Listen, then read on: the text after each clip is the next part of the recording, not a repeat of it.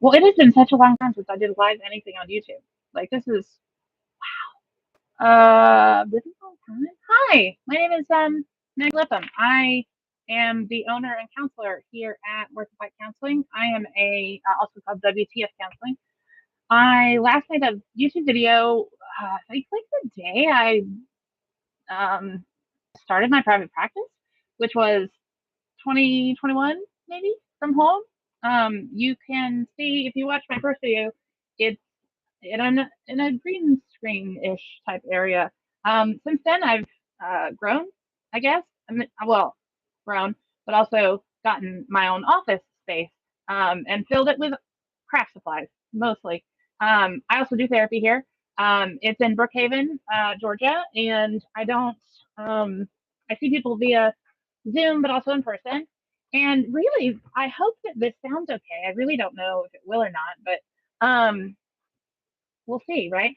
So for a very long time, part of what the okay, part of what I will share with you, and I've shared in my previous video, is that I have a long mental health history myself. That I was a client for a very long time before I was a professional, and that really drives a lot of what I do as a professional. I work specifically with trauma and dissociation. I work with DBT.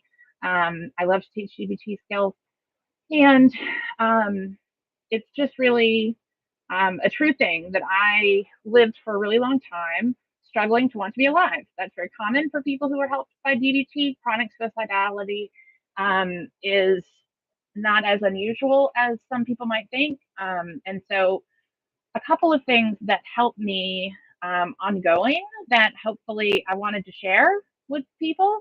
Um, I don't know if I can screen share. Can I screen share? Ooh, let's hope. Okay. So, my whole goal is to like eventually start a, um, one of those radio type things. I can't think of the word of YouTube. Not YouTube. Podcast. Podcast is what I was trying to say. It's pretty hard when you start losing words, and then you're like, oh, the thing. Um, so I so I really felt like dying was the only option for a very, very long time. It was because I struggled with chronic suicidal thought, which means every day I had some type of thought about ending my life.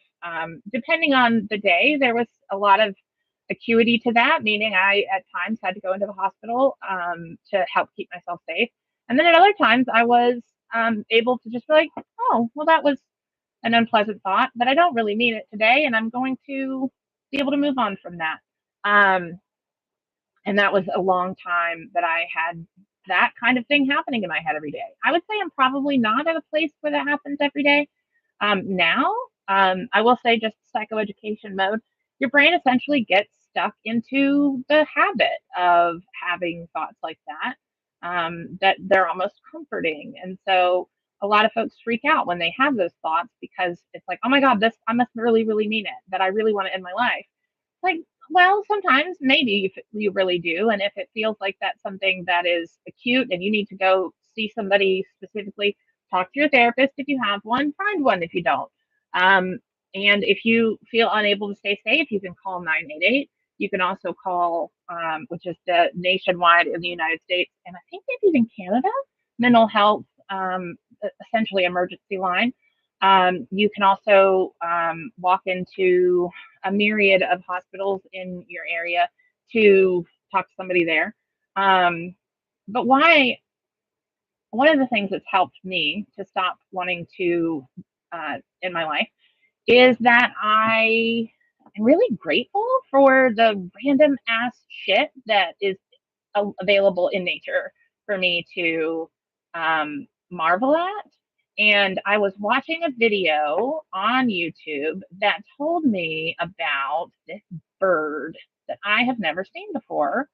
And it occurred to me, so birds are a big part of my mindfulness practice. Mindfulness is part of DBT and a lot of other mindfulness based therapies.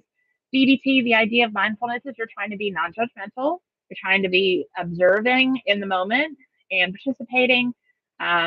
non-judgmental. You're going to try to be effective, and you're going to try to be like, if your mind wanders, because that's normal, you're like, oh, I like cheese.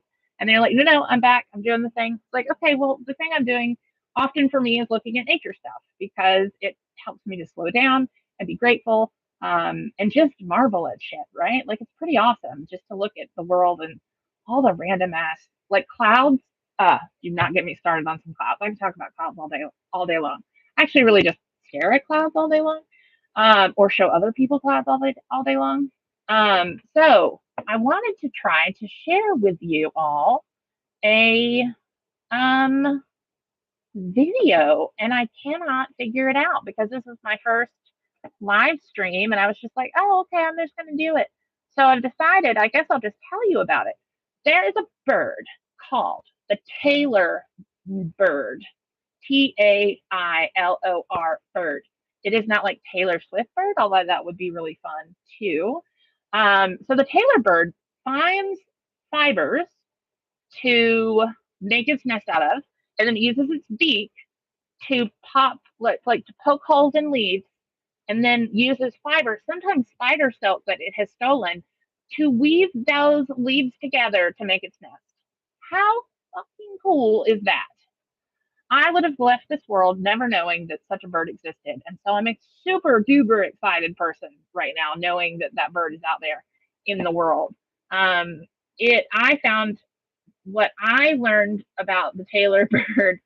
I think, okay, so this person's name is SM Iqbal. I don't know who they are. I'm not endorsing them. I'm just saying they told me a little bit about the Taylor bird.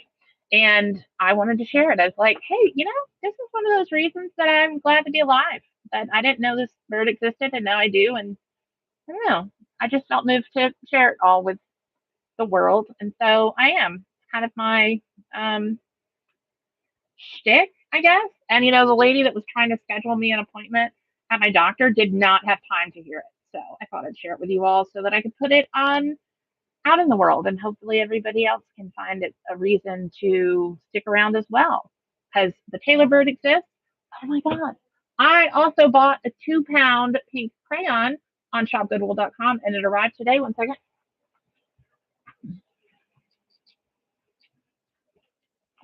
Oh, 2-pound crayon. Okay. This is my 2-pound crayon. I'm very excited. Pink's my favorite color. And it's 2 pounds worth of crayon. It came in a box that I just that and I think it will in fact color. So let's look. All right. It is coloring. Oh, it's a very light color. I was gonna do a heart, but see, it did in fact color. All right. So in review today, what you've learned from Sports Fight Counseling here in Atlanta, Georgia, you have learned number one, 2-pound crayons exist out there in the world. If you want to find them, I bet you can find one in your favorite color. Two, suicidal thought is not as odd as you may think it is. You're not alone if you have those. And therapists these days are, for the most part, taught to understand that there's a difference between acute suicidality, which is the kind of like, hey, this is a plan. Here is my thought. Like, I'm going to do this. That's acute. And that's, hey, get some help. Let's talk to somebody toot sweet about that right away. Right. There's also chronic suicidality that is less acute, and it's more of a habit kind of thing. Now, chronic suicidality can become acute very quickly. And so please be honest with your mental health providers about that. And it can also be a comfort that is not actually intended, like no part of your brain actually wants to act on, right? And so I just want to communicate with you that there are lots of reasons to stick around on the planet. And these are reasons I'm glad I lived. And I wanted to share with you the Taylor bird, which is pretty freaking awesome if you ask me. It's like, you have to see this video. I'm going to figure out how I can send, how on YouTube they'll be like, click this link and you'll be able to see the Taylor bird. One day I'll figure out how to do that, and we'll see if I should probably plan better before I make these things. So anyway, my name is Maggie Lipham. I hope that you keep changing, keep growing, and just keep going. Bye.